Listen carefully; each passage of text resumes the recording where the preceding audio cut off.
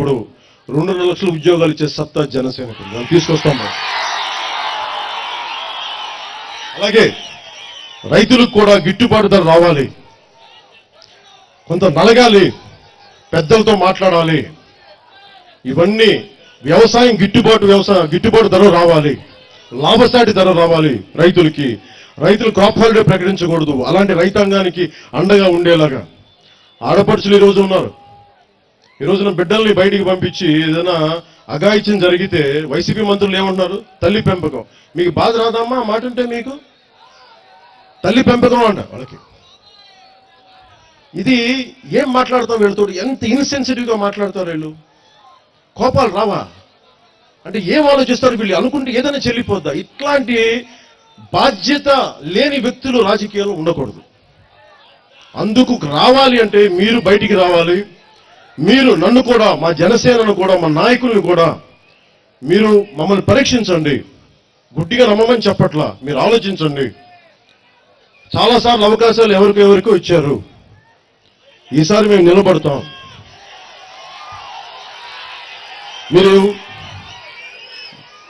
మీరు ఎవరైనా సరే లాభాల బాటలో ఉన్నప్పుడు ఒకటే గుర్తుపెట్టుకోండి, అడ్వర్సిటీ, ఇంగ్లీష్లో సామెత ఉంటుంది, అడ్వర్సిటీ రివీల్స్ ట్రూ క్యారెక్టర్ అని. ప్రతికూల పరిస్థితుల్లోనే ఒకటి తాలూకు వ్యక్తిత్వం బయటపడతాడు. ప్రతికూల పరిస్థితుల్లోనే. జనసేన ప్రారంభించినప్పటి నుంచి ఈ రోజు దాకా మేము సానుకూల పరిస్థితుల్లో లేవు, ప్రతికూల పరిస్థితుల్లోనే ఉన్నాం, కానీ నిలబడి ఉన్నాం. అలాంటిది నా కోరిక, రాష్ట్ర విభజన జరిగిన దగ్గర నుంచి ఈ రోజు దాకా ఆంధ్రప్రదేశ్కి అన్యాయమే జరుగుతూ ఉంది. దానికి కేంద్రాన్ని నిందించడం, ఇంకోటి నిందించడం చెప్పాల. మన బంగారం మంచిదవ్వాలా లేదా? అదే మన బంగారం మంచిది సమస్యలు ఉన్నాం. మన ఎమ్మెల్యేలు మంచోళ్ళు అయితే, మన ఎమ్మెల్యేలు సమర్థులైతే, మన ఎంపీలు సమర్థులైతే చాలా గొప్పగా ఉంటాయి. మన ఎంపీలు ఉంటారు, పార్లమెంట్కి వెళ్ళగానే అక్కడ కూర్చొని బిజినెస్ వ్యవహారాలు చేసుకోవడానికి ఎంపీలు అయినట్టుంటే తప్ప ప్రజల కష్టాల గురించి కాదు. వైజాగ్ స్టీల్ ప్లాంట్ ప్రైవేటీకరణ అంటారు. నిజంగా ప్రైవేట్ ఒక సొంత గని లేకుండా చేసే, సొంత గని కనుక మాట్లాడుంటే 2012 నుంచి ఈ రోజునే వైజాగ్ ఈ పరిస్థితి వచ్చినది కాదు. అందుకని మీరు బాధ్యత గల వ్యక్తుల్ని, ప్రజాప్రతినిధుల్ని ఆంధ్రప్రదేశ్ అసెంబ్లీకి పంపించేంత వరకు ఈ రాష్ట్రం బాగుపడదు.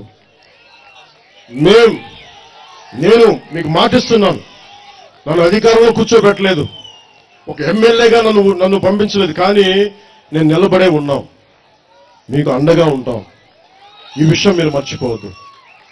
నేను కొత్త నాయకుల్ని చేస్తున్నాను, సరికొత్త నాయకుల్ని, కొత్త తరం నాయకులు రావాలి, బాధ్యత వహిస్తాం. ఈసారి జనసేన, ఒకసారి దయచేసి అందరూ జనసేన వైపు చూడండి, ప్రతి ఒక్కరు జనసేన వైపు చూడండి. గుడ్డిగా నమ్మక్కర్లేదు, ఆలోచించండి.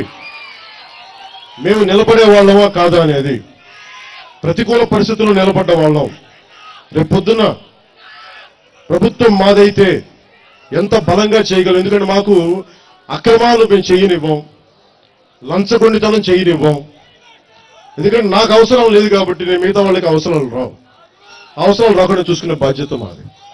అలా చేస్తే ఎవరన్నా వారిని ఖచ్చితంగా ప్రజా కోర్టులో వాళ్ళని ప్రజల ముందు దోషులుగా నిలబెట్టి వారికి రావాల్సిన శిక్ష పడేలా చేస్తాం.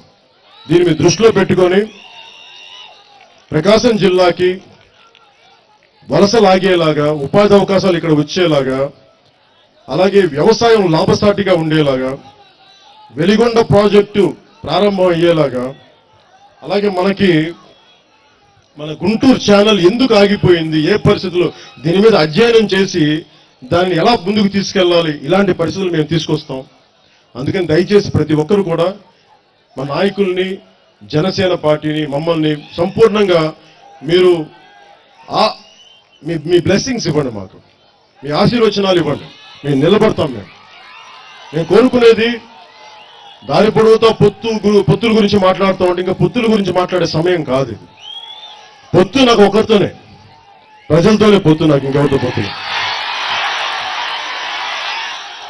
పొత్తు 2014లో భారతీయ జనతా పార్టీ తెలుగుదేశంతో పొత్తు పెట్టాం. ఆ పొత్తు పెట్టిన తర్వాత ఆ రోజు ప్రతి సభలో మీరు వెళ్ళి యూట్యూబ్లో చూస్తే ఒకటే మాట్లాడతాను. ఈ రోజు నేను ఓటు అడుగుతున్నాను, రేపొద్దున్న నిలబెట్టుకోలేకపోతే నేను మీ పక్షం వహిస్తాను తప్ప నేను వాళ్ళ వైపు మాట్లాడి సర్దుబాటు చేయనని చెప్పాను.